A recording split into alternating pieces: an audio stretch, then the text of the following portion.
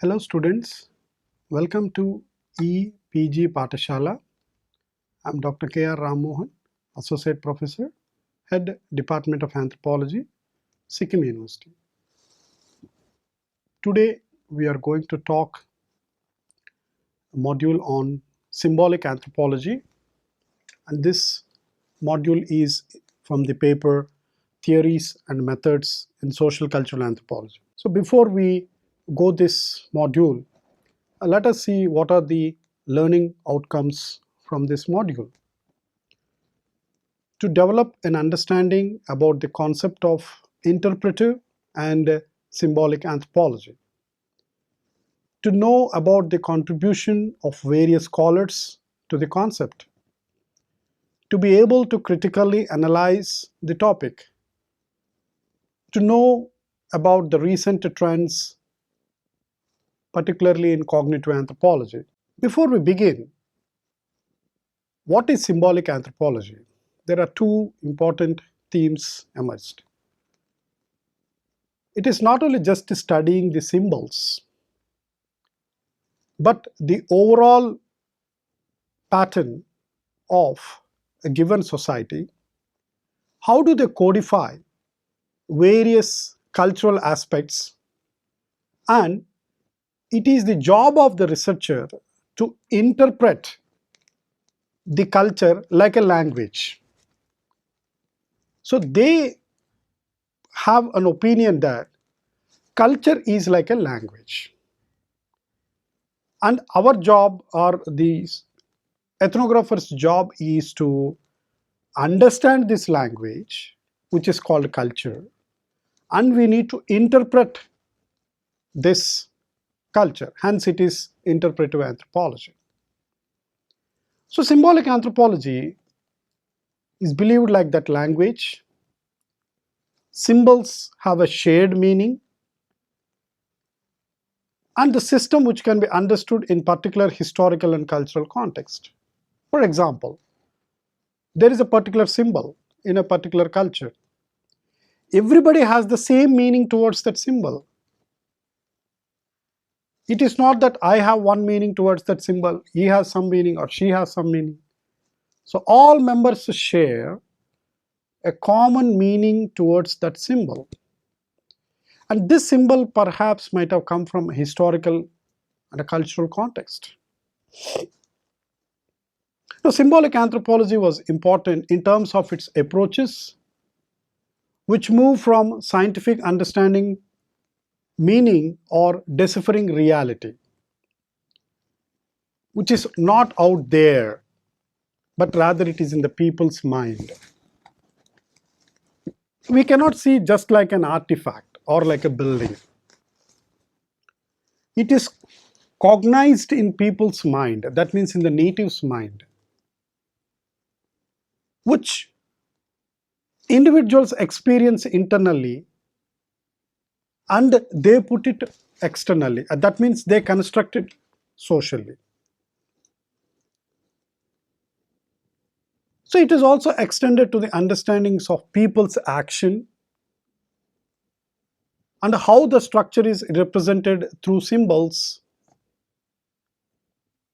while deciphering the meaning understood by shared understanding. In a sense that collective action of the people in a given culture, with this collective action, how people give meaning to their behaviors in a totalitarian perspective. So either way, symbolic or interpretive anthropology has various inquiry styles or examining styles, but the two dominant traditions in which developed are represented by Clifford, Geertz and Victor Turner. So coming to the Geertzian approach, where culture is an organized collection of symbolic systems. For Geertz, everything is a cultural system. Religion is a cultural system. Political aspect is a political system. So he takes these social institutions as systems in its own place.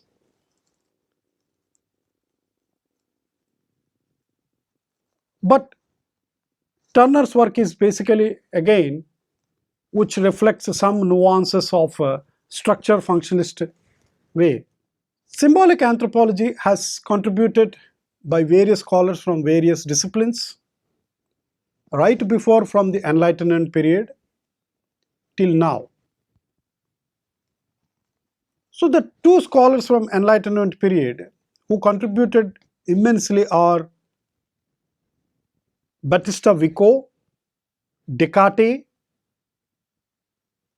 has given a new impetus that how experiences can be interpreted at a philosophical level, because these two are philosophers, classical philosophers, where Vico emphasized on the causality, in a sense that how certain things have emerged, what is the cause and relationship, like what it is, which is a step towards formulation of a theory which is basically human centric. That means how humans have constructed and how what meanings they gave. So these disciplines which contributed towards interpretive approach are ranging from history, phenomenology, hermeneutics, and sociology. So we can find these contributions while we study interpretive anthropology or interpretive approach. Now, hermeneutics is a philosophical investigation which is drawn from the word hermes, which resembles the Greek god, that God's message to human beings. So taking some cues from hermeneutics, interpretive anthropology has also some contributions from phenomenology, where we can see Alfred Schuch and Harold Garfinkel have contributed their studies. Now, Alfred Schuch is basically a sociologist, also a phenomenologist, who has immensely influenced Garfinkel, and Garfinkel has come a new approach in anthropology. It is called ethnomethodology. That means the whole methodological observation, the whole methodological inquiry should be only towards the actors of a particular culture. See the word prefix, ethno, means ethnic, culture related. This culture related only related to that specific culture, but we should not take to the other culture. If I am studying society A, the whole methodology should be towards that culture only. We should not bring the other cultural methodology towards here, or the way we study other cultures. So in that sense, we have to understand ethnomethodology, which is basically has this motivated from action theory, which is, again, we have to go back to sociological thinking of Talcott Parson, where he gives more importance to how people act out, or his famous theory of action theory, social action. And Husserl, Edmund Husserl, again a classical thinker who founded classical phenomenology. So there is a combination of this phenomenological understanding towards in ethnomethodology. So this ethnomethodology grew in response to the various methodological problems in traditional sociology in studying how the societies are being functioning. So phenomenology describes meanings attributed by individuals. So how I give a meaning to this, how I give meaning to this action, how I give meaning to this action. Why are you doing this? Then we give a meaning to that. Why are you not doing this? I'll give a meaning to that. And since Husserl believes that people have knowledge for course of conversation, if I want to talk to you, I should have some knowledge to talk to you, and it needs some circumstance, and it needs some expressions. So in that sense, ethnomethodology, which is interpretive anthropology, comes from Garfinkel, has also been influenced by Max Weber, where he wants to study from text to the people, not the classical text, but to the people, to individuals in a situation. So Garfinkel showed that any given social order in that society was produced in a particular way and by the people. Let's say there are systems in this society that shows that there is a social order. And who has produced this social order? It is people who has produced this social order. So while studying only their understanding is relevant in understanding the social order, Garfinkel is opinion that you cannot understand social order per se. You have to understand people's action, only then you can understand the social order of a given society. So Garfinkel used this documentary method and used, which referred generality from a particular collectivity. And then he explained the concept of what is common culture, which is socially approved understanding and actions of people pertaining to daily life. Why we talk, why we not talk, why I do, why I don't do. So these things gives some kind of a purposeful action towards deciphering the meanings. Now, when we say symbolic anthropology or interpretive anthropology, the immediate anthropologist who comes to much influential anthropological literature is Clifford Geertz, which symbolic means semiotic. So that means it is coded, knowledge is coded, meaning is coded in these symbols. So within this interpretive symbolic anthropology, so these two, at one aspect you have Clifford Geertz and you have one aspect Victor Turner. Though they have certain common things, but they differed in their approaches. Well, Geertz has taken from Max Weber, Victor Turner has taken from Émile Durkheim. But even we can see some other anthropologists who are in this school of thought is Evans Pritchard. Way back in 1956, he used to understand and unravel newer religion from Sudan. Excellent contributions towards newer political systems. Where Geertz has produced a famous book on interpretation of cultures and is most famous for his works on Balinese cockfight of Indonesia. Well, he is studying to understand what is the meanings of this puppet show in the island of Java, a central island in Indonesia. So Geertz suggested that interpretive approach for analysis of culture has webs of significance. So everything has a web. It is connected to each other and it has a significant meaning which is endorsed to it. Where Geertz correlated anthropological studies to the culture studies by defining aim that anthropology as quote unquote thick description. It should not be thin description. That means the ethnographer should come as much as possible interpretations of one particular cultural feature, where broad assertions are supported by facts available in the design of the culture. So if culture is designed and we have to take all the facts and interpret it as much as possible towards a thick description. So Geertz is mostly given a lot of explanations towards how and why this cockfight take place among Balinese.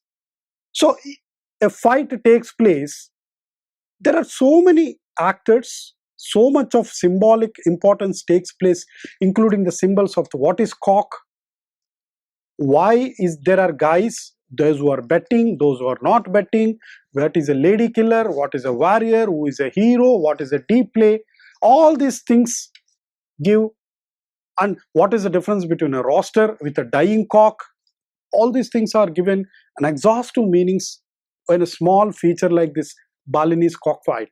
So the centrality of this beautiful ethnographic work which given by Clifford, Geertz, Cockfight in Bali, is explained when every dispute or argument or a war or a conflict, etc., happening in the culture, it is related to this cockfight, which is a cultural activity. So he can, Geertz wants to draw how a ritual of a cockfight can be compared to the things that are happening in the total culture of Bali. So it is reported by Geertz that men spend more time in grooming and feeding their cocks, discussing over them, and many more activities where cocks are the central figures. So expanding the whole approach of Balinese cockfight, it has a deeper meaning in terms of grooming, in terms of how it has been an integral part of this life, has been coming from one generation to another generation. Uh, we need to go the entire ethnographic study of the Balinese cockfight by Geertz. So within this, we can see there are two types of bets are also being given by different groups, one kin group by another kin group, and how the villagers are surrounded for this actual cockfight in this culture, and how the rules, the regulations, it has been written in the palm leaves. All these things gives a beautiful extension of how a symbolic cockfight is reflected in the total culture of in the Bali.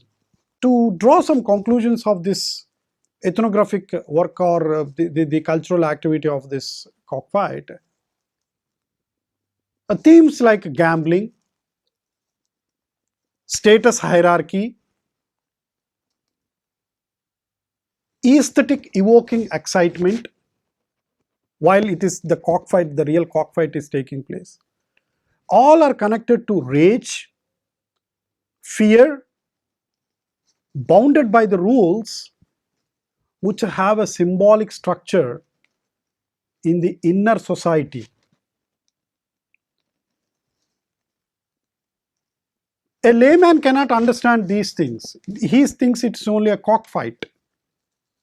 But Geertz has shown that there is a lot can be taken from this cockfight to the outer society, the society in which people are constructed. And the issues that involved in these things, the symbols, the emotions, the tradition, the rules, the gaming, people preoccupied with all the time with these things are all connected to this whole range of, see, look at the complexity of this nature of cockfight, which has a lots and lots of resemblance to the total social life. Now, Geertz considered anthropological work like a text, which was criticized later by other postmodern scholars, where there is no kind of reflexivity in this Geertz works. Then we have to look for or understand Victor Turner's famous anthropological work or ethnographic work of Dembu rituals. Turner was interested in the rites of passage enveloped with a processual approach as a canopy of wrapping social drama, and he proposed the idea of liminality. So where and what and how, liminal things. So Turner gives a lot of comparisons of a tree which can produce as milk, the parts of the tree, how it is being related to women, as how it has been drawn into rituals, which is also given. Now, taking Turner's approach in giving symbolic expressions of a tree, a milk tree, and a woman, one can come out, or Turner has given more conceptual clarity on this. So in the process of these things, there are 4 stages described by Turner. The first one is the violation of regular norm governed social relations between groups and persons. If there is a violation, there could be crisis stage to the extension of violation. And again, there is a redressal mechanism channelized by the local leaders or the local leader. And again, the last stage is the reintegration of what already upset a social group because of this violation. So this comes in like a circular kind of a thing. It starts with that and ends in that thing kind of a thing. So together with Geertz and Victor Turner's, one can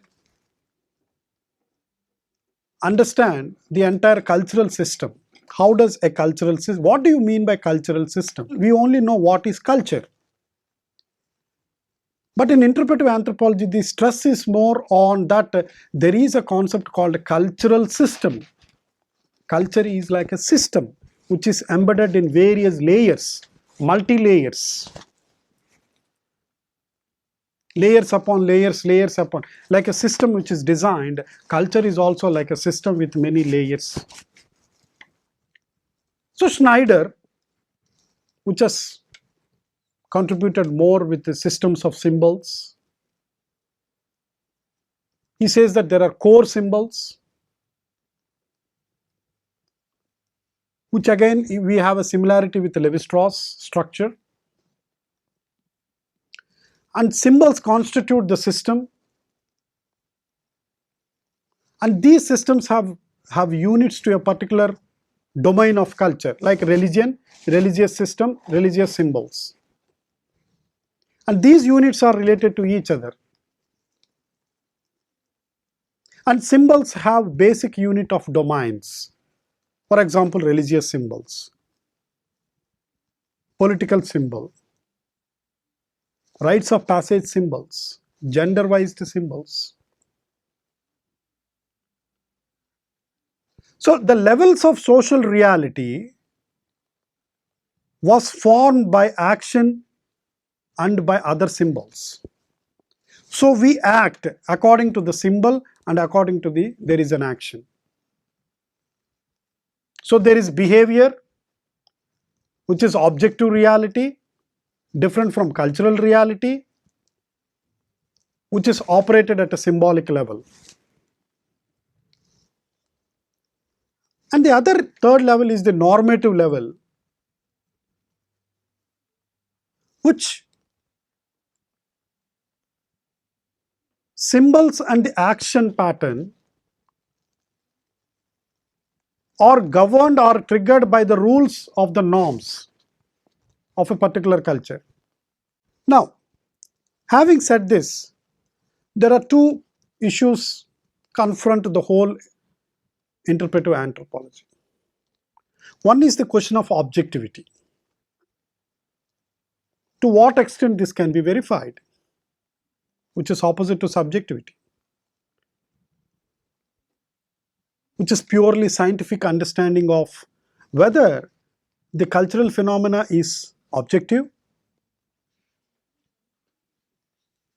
because we are interpreting the symbols, we are interpreting the actions, we are interpreting the value systems. So does it fall under the category of objectivity? So interpretive anthropology is confronted with this whole attack of objectivity because it focused more the interpretation of participation or participants or actors, where the researcher is at the background. But with a later postmodern approach, reflexivity as an elemental compound allowed the researcher to acknowledge personal biases and perceptions. What does it mean? It means that what is the guarantee that the researcher did not bring his own ideas? To what degree the researcher has come out with the exactly how the actor has experienced? Can anyone give a guarantee? You are studying people. To what extent did you take the complete meaning and action experience by the other members in the culture? Was there no personal bias? Was there no personal intervention where the researcher did not create anything on its own? Is a question of objection or contention. Now another confrontation is with the validity, to how valid these statements are. Geertz himself argued validation of interpretation being problematic. He himself acknowledged that. Where? Because there are various levels of interpretation. Because interpretation becomes complex. There is an insider and the outsider. Insider's reality,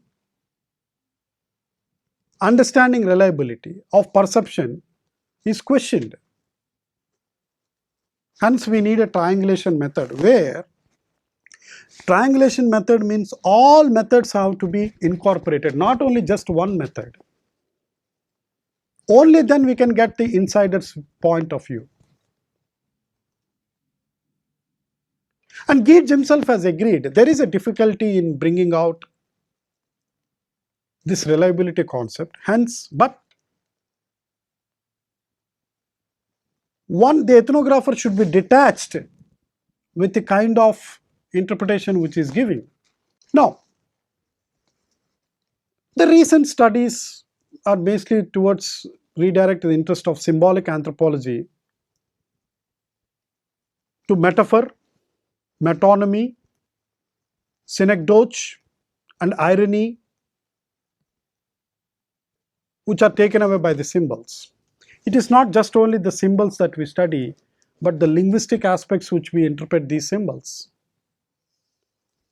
So, Flagrand de Saussure's approach has been taken. Stanley Tambaya's work has been taken, where various passage rights are being understood at a metaphorical level. Now, to summarize,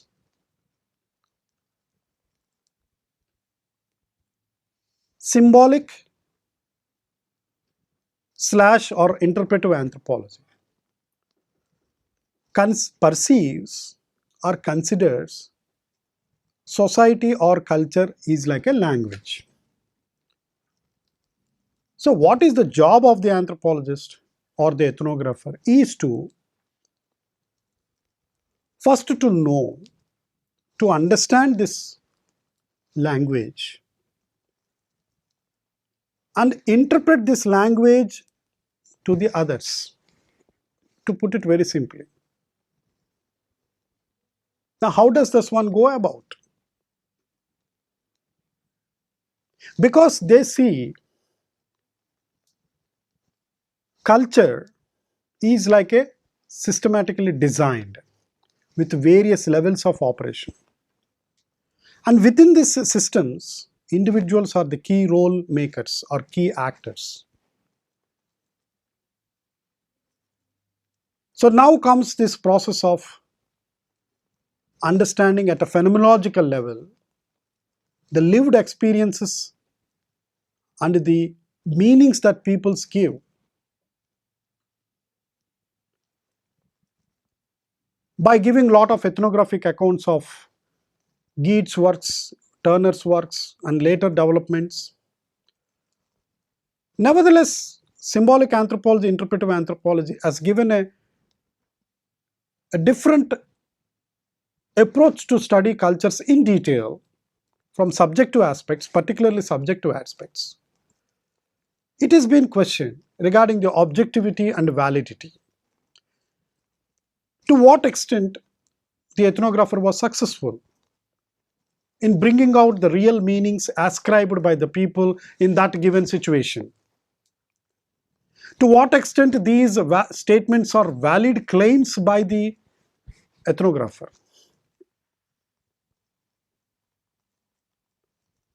Despite these things, I think interpretive anthropology is a critical approach which calls for more reflexivity in understanding others' cultures.